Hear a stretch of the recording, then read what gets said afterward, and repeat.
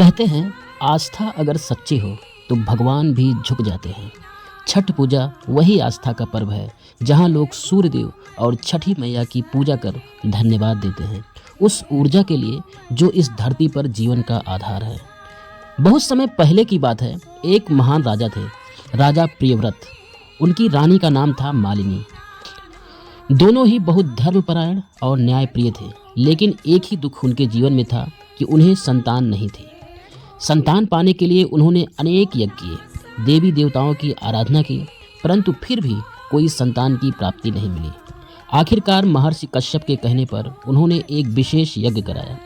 रानी मालिनी गर्भवती हुई और 9 महीने बाद उन्होंने एक पुत्र को जन्म दिया, लेकिन वह बच्चा मृत पैदा हुआ। राजमहल में मातम छा गया।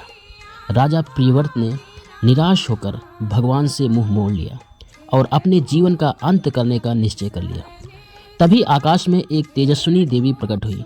उन्होंने कहा, हे राजा, मैं छठी मैया हूँ, सूर्यदेव की मन की पुत्री। मैं मातृत्व और संतान की रक्षा करने वाली देवी हूँ। अगर तुम सच्चे मन से मेरी पूजा करोगे तो तुम्हें पुत्र रत्न की प्राप्ति होगी। राजा ने देवी के आदेश का पालन किया।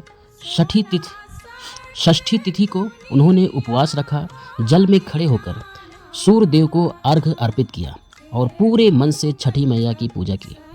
कुछ ही समय बाद रानी मालिनी को एक सुंदर और स्वस्थ पुत्र प्राप्त हुआ।